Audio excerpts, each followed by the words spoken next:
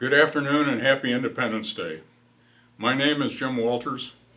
It's my distinct honor and privilege to accept the invitation of the town of Lake Lure to read the Declaration of Independence on this, the 245th anniversary of the signing of the Declaration in Philadelphia in 1776. In Congress, July 4th, 1776, the unanimous declaration of the 13 United States of America. When in the course of human events, it becomes necessary for one people to dissolve the political bonds which have connected them with another, and to assume among the powers of the earth the separate and equal station to which the laws of nature and of nature's God entitle them, a decent respect to the opinions of mankind requires that they should declare the causes which impel them to the separation. We hold these truths to be self-evident, that all men are created equal, that they are endowed by their Creator with certain unalienable rights, that among these are life, liberty, and the pursuit of happiness, that to secure these rights, governments are instituted among men, deriving their just powers from the consent of the government, that whenever any form of government becomes destructive of those ends, it is the right of the people to alter or to abolish it, and to institute new government, having its foundation on such principles and organizing in its powers in such form, as to them shall seem most likely to affect their safety and happiness. Prudence, indeed, will dictate that governments long established should not be changed for light and transient causes, and accordingly, all experience hath shown that mankind are more disposed to suffer, while evils are sufferable, than to right themselves by abolishing the forms to which they are accustomed. But when a long train of abuses and usurpations, pursuing invariably the same object, evinces a design to reduce them under absolute despotism, it is their right, it is their duty, to throw off such government and to provide new guards for their future security. Such has been the patient sufferance of these colonies, and such is now the necessity which constrains them to alter their former systems of government. The history of the present King of Great Britain is a history of repeated injuries and usurpations, all having in direct object the establishment of an absolute tyranny over these states. To prove this, let facts be submitted to a candid world. He has refused his assent to laws, the most wholesome and necessary for the public good. He has forbidden his governors to pass laws of immediate and pressing importance unless suspended in their operation till his assent should be attained, and when so suspended, he has utterly neglected to attend to them. He has refused to pass other laws for the accommodation of large districts of people, unless those people would relinquish the right of representation in the legislature, a right inestimable to them and formidable to tyrants only. He has called together legislative bodies at places unusual, uncomfortable, and distant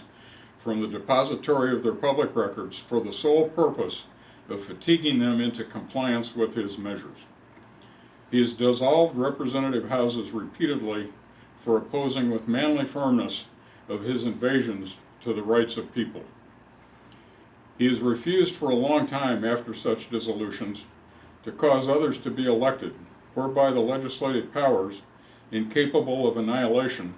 have returned to the people at large for their exercise, the state remaining in the meantime exposed to all the dangers of invasion from without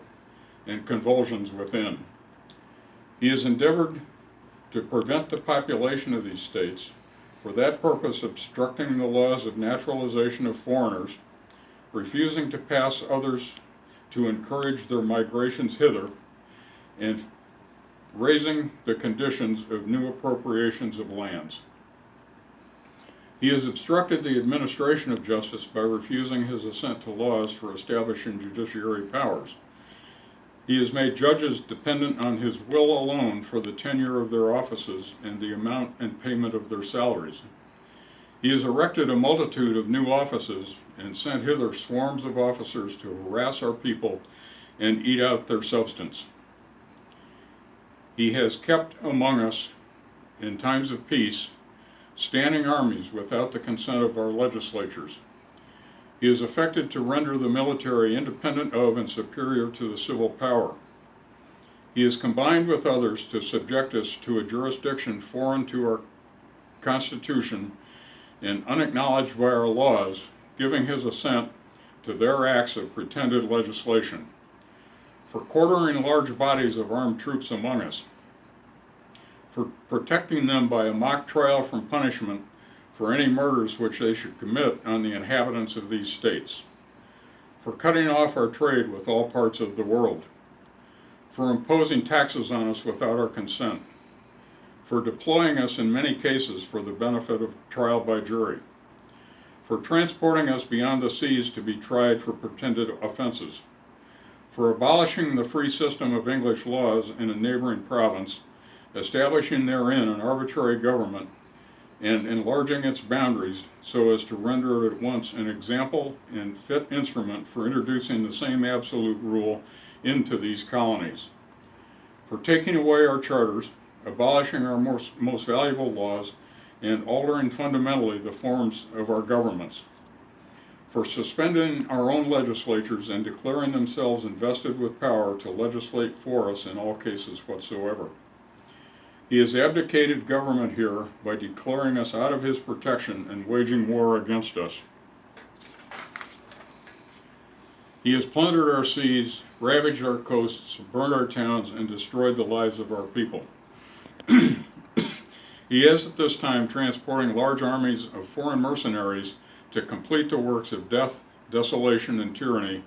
although begun with circumstances of cruelty and perfidy scarcely paralleled in the most barbarous ages and totally unworthy of the head of a civilized nation.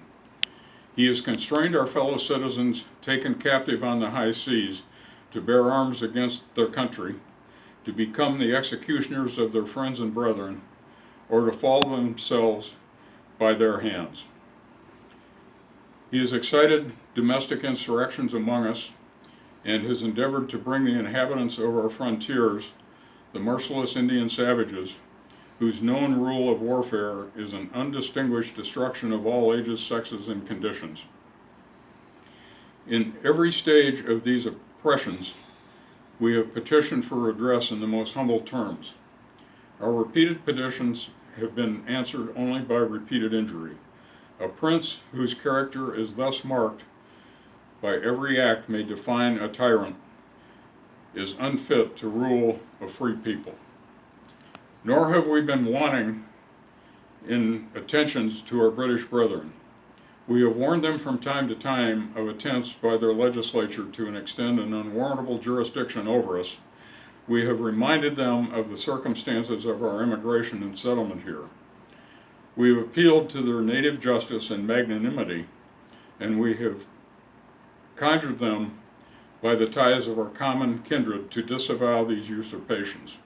which would inevitably interrupt our connections and correspondence. They, too, have been deaf to the voice of justice and of consanguinity. We must therefore acquiesce in the necessity which denounces our separatism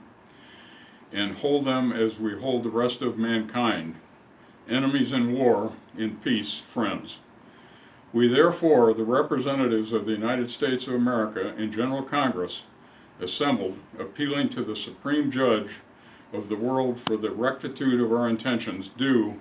in the name and by authority of the good people of these colonies, solemnly publish and declare that these united colonies are, of right, ought to be, free and independent states, that they are absolved from all allegiance to the British Crown, and that all political connection between them and the state of Great Britain is and ought to be totally dissolved, and that the free and independent states, they have full power to levy war, conclude peace, contract alliances, establish commerce, and do all other acts and things which independent states may of right do. And for the support of this declaration, with a firm reliance on the protection of divine providence, we mutually pledge to each other our lives, our fortunes, and our sacred honor. Thank you very much.